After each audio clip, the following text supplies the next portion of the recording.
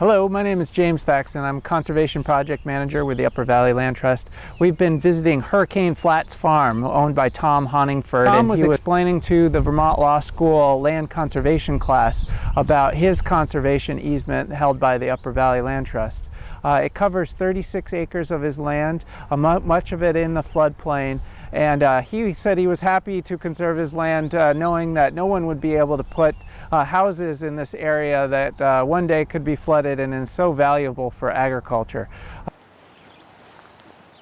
You got paid for the conservation easement, but remember, you didn't get paid full value, is that right? It was a local conservation project. Did you make a donation as part of that? Yeah, I think so. Yeah, so that was under their policy where they paid a percentage of the appraised value. Did you take a tax deduction? Absolutely. Yeah.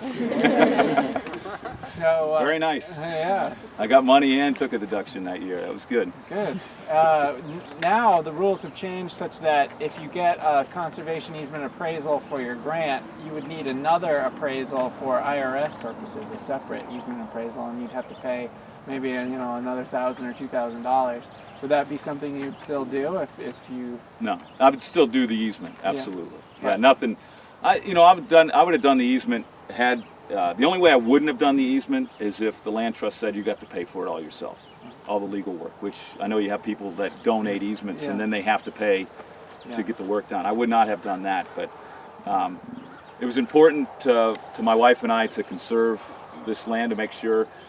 As crazy as it seems, even though this was underwater. You can still build houses on about 60% of this land because it sits in the 500-year floodplain. So it is legal to build houses.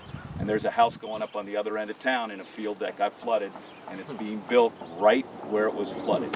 So it was important to me never to see houses or any kind of structures down here that weren't farm related. So we would have gotten an easement anyway, even if as long as somebody would have paid for the legal work to get done. So no, nothing was going to deter us. How long did it take till the easement was completed?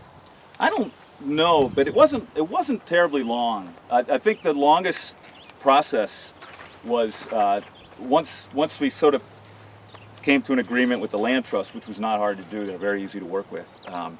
Then the process went to waiting for a grant to kind of help fund it. And I think that took the longest, and I want to say 6 months or so. Yeah. But the actual working with the land trust was very quick. How often do you find yourself checking terms of your conservation easement to make sure that what you want to do is allowed, and how many times have you wanted to do something you couldn't? No, never to both. I've never looked at the easement since I've signed it, and they've been very easy to work with. I know that if when I put up the greenhouses down here, it was just a matter of basically a phone call and saying, I'm going to put up another greenhouse. And since those greenhouses don't have any permanent structure, they're just poles pounded in the ground, they come right out and they're gone. They just don't exist anymore. So they were okay with that. It was made very clear to me that as long as it had an agricultural purpose, they were probably going to give me an easement to do it. So they've no problems with those. The footprint of the house changed a little bit. I think we put a deck on the back of the house, and I contacted them about that, and they were okay. Just send us what that's going to look like, and they were good with that too. So they've been very easy to work with. I've never heard them say no, but I think my requests have all been within reason. So they have no reason to say no. So again, my experience is very, very positive. And the land trust was very clear when I signed it. They said, yeah, you can ask us permission to build a house down there, but we're probably not going to grant it. I mean, they're very clear that your chances are just about zilch that we'll ever grant anything like that.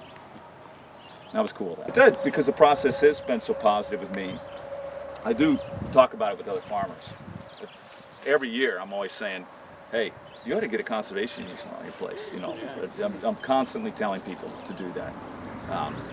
And I don't know if any of those people have done it, but whenever I get a chance, I bring it up because I think it's a great process.